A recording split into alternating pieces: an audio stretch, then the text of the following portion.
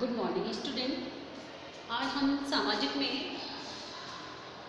Part 2 में सवाई जयसिंह का योगदान पढ़ेंगे।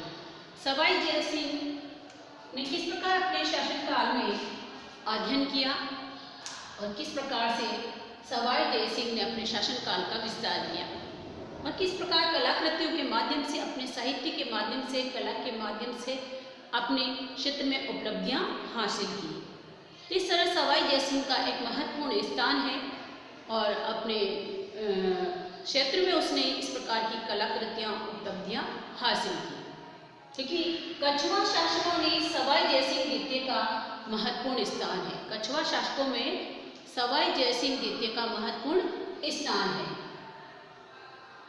वह राजनीतिज्ञ, कूटनीतिज्ञ, खगोलविद, विद्वान और साहित्यकार एवं कला के पारखी थे। देखो, वो राजनीतिज्ञ भी थे, कूटनीतिज्ञ भी थे, अपने शासन को राजनीति और कूटनीति दोनों के आधार पर चलाते थे। खगोलविद भी थे, उन्होंने खगोल शास्त्र में इस प्रकार बहुत सारी उपलब्धियां हासिल की अपने शासन में। खगोलविद के इस प्रकार उन्होंने नक्षत्रों का शुद्ध सारणी का भी यहाँ पर उपलब्धि बनाई। खगोलविद, विद्वान और साहित्यकार भी थे। खगोलविद के साथ साथ साहित्यकार भी थे और कला के पारखी भी थे। कला को परखने का उनको बहुत ज्ञान था। इस तरह कला के पारखी भी थे। सवाई जयसिंह का जन्म 3 सितंबर 1688 को हुआ। सवाई जयसिंह का जन्म 3 सितंबर 1688 को हुआ और इनके पिता का नाम विशन सिंह था। इनके पिता का नाम विशन सिंह था। तो इस प्रकार ये साहित्यकार, कला, खगोलविद, कूटनीतिज्ञ और राजनीतिज्ञ, इनमें महत्वपूर्ण इस प्रकार के गुण भरे हुए थे। सवाई जयसिंह का जो योगदान है, सवाई जयसिंह ने औरंगजेब इसकी योग्यता से बहुत प्रभावित हुआ, क्योंकि औरंगजेब ने जब इसकी योग्यता देखी तो उससे बहुत प्रभावित हुआ और फरवरी 1707 में औरंगजेब की मृत्यु के बाद औरंगजेब के पुत्रों के मध्य उत्तराधिकारी को लेकर युद्ध हुए। इस तरह उसके औरंगजेब की मृत्यु के बाद कोई योग्य उत्तराधिकारी नहीं हो और पुत्रों के मध्य इस प्रकार उत्तराधिकारी को लेकर युद्ध हुआ।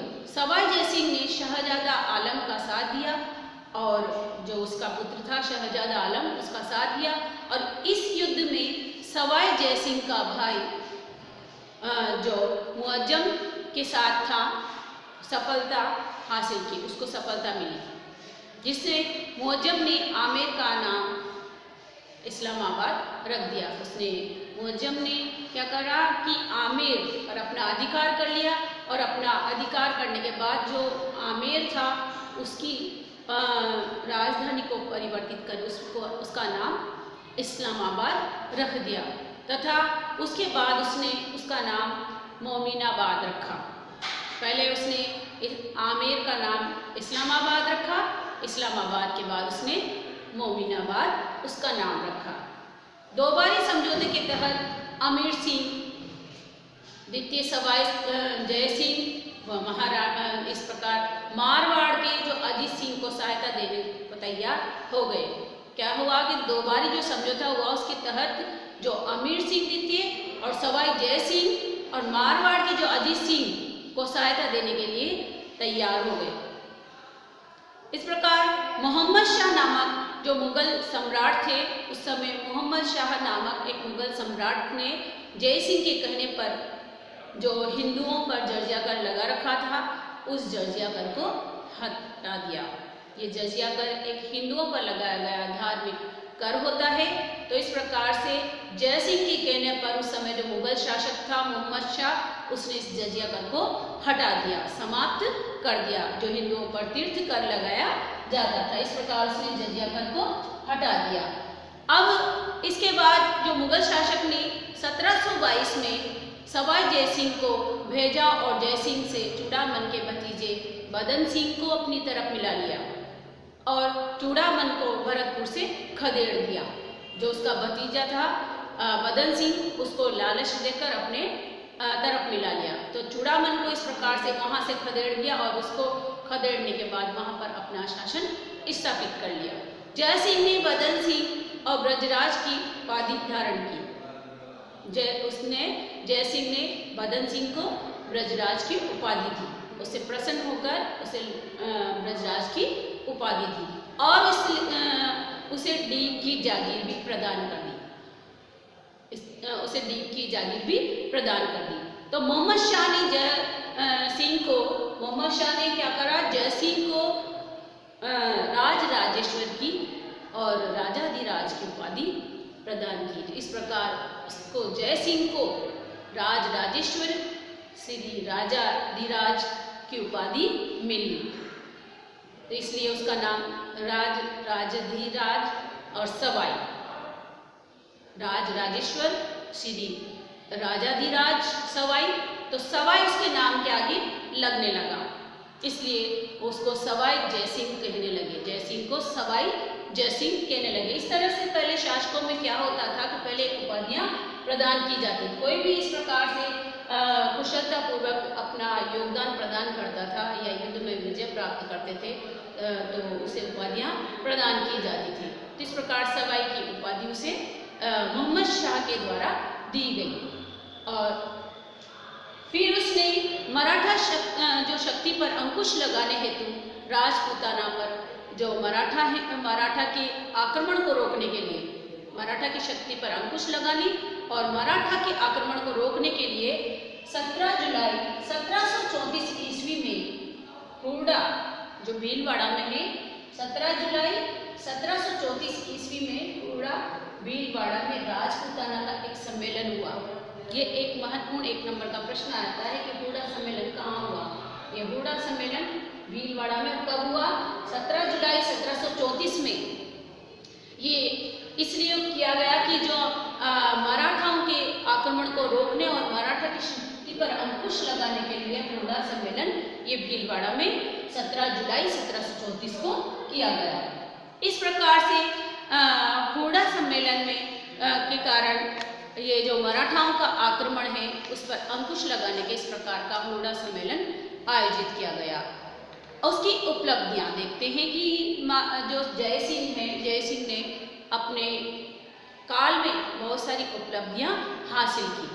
सवाई जय सिंह और कारिका नामक ज्योतिष ग्रंथ की रचना की, क्योंकि वो क्या था, साहित्यकार भी था। साहित्यकार होने के कारण उसने कारिका नामक ज्योतिष ग्रंथ की रचना की। और सवाई जय सिंह गणितीय और खगोल शास्त्र के असाधारण पंडित थे। उन्होंने खगोल शास्त्र की विद्या भी अर्जित की। इस प्रकार वो असाधारण पंडित थे, उन खगोल शास्त्र का विशेष ज्ञान था।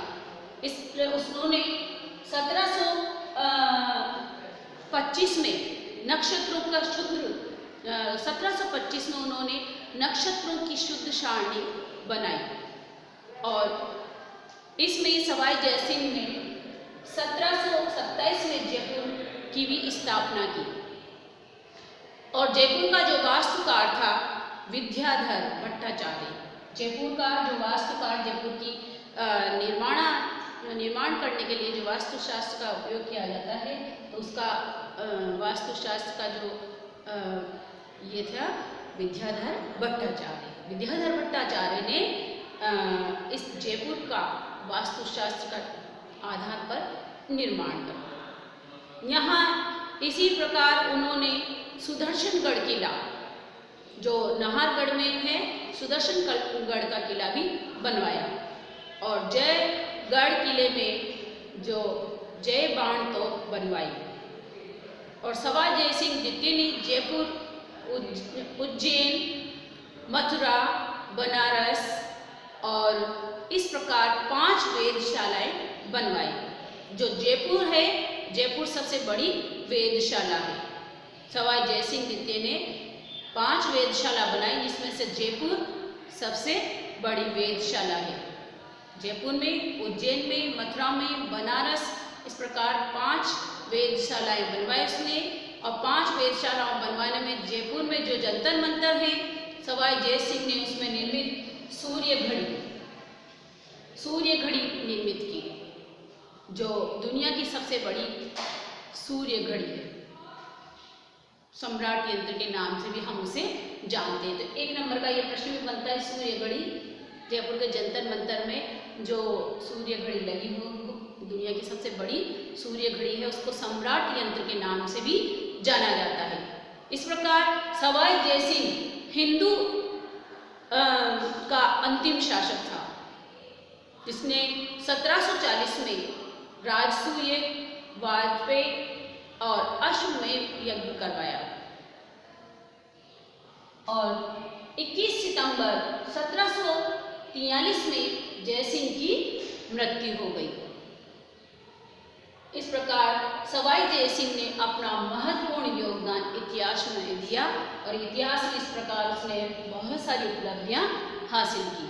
धन्यवाद।